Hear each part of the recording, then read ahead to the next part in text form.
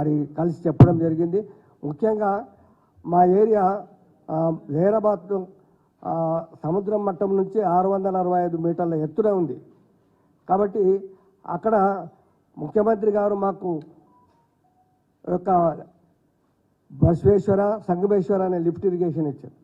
అంటే రైతులను కాపాడుకోవడానికి ఏ విధంగా రైతులను అభివృద్ధి చేయాలా, ఏ విధంగా ఆ రైతులను మరి రాజులు చేయాలనే ఉద్దేశంతో ముఖ్యమంత్రి చేసిన ఆ యొక్క మరి లిఫ్ట్ ఇరిగేషన్ను వాళ్ళు ఆపాలని చూస్తున్నారు. కాబట్టి ఎందుకంటే ముఖ్యంగా మరి అన్నం పెట్టే రైతు బాగుండాలనే ఉద్దేశంతో మాది ఎడారిలాగా ఉంది. అక్కడ మా దగ్గర నదులు లేవు, పెద్ద చెరువులు లేవు. అందుకే దాన్ని కూడా ఆపాలని వాళ్ళు చూస్తున్నారు. కాబట్టి దాన్ని ఆపొద్దని, అదేవిధంగా మరి ప్రోటోకాల్ విషయం కూడా మరి గతంలో మరి సంగారెడ్డిలో ఉన్నప్పుడు అప్పుడు కూడా అడిగితే మేము గతంలో ఉన్నప్పుడు కూడా మా దగ్గర మేము ఓడిపోయిన తర్వాత అప్పుడు గీతారెడ్డి కూడా గెలిచింది.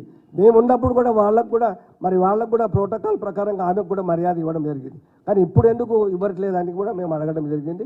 అదేవిధంగా సెక్యూరిటీ విషయంలో కూడా ఇప్పుడే మేము సాయంత్రము ఎప్పుడో రాత్రి పూట పోతాము, ఈవినింగ్ పూట ప్రోగ్రామ్స్ పోతాం. కాబట్టి ఆ సెక్యూరిటీ విషయంలో కూడా అడగడానికి పోయినాం. కాబట్టి అదేవిధంగా ఇంకా మా దగ్గర అభివృద్ధి పనులు టెండర్ లెవెల్లో వచ్చినాయి. కొన్ని ఆల్రెడీ మున్సిపాలిటీలో ఇంచుమించు 50 కోట్ల పనులు జరుగుతున్నాయి. వాటిని కూడా మరి ఆన్గోయింగ్ వర్క్స్ కూడా ఆపడం జరిగింది. కళ్యాణ లక్ష్యం వచ్చి ఆఫీసులో ఉన్నాయి.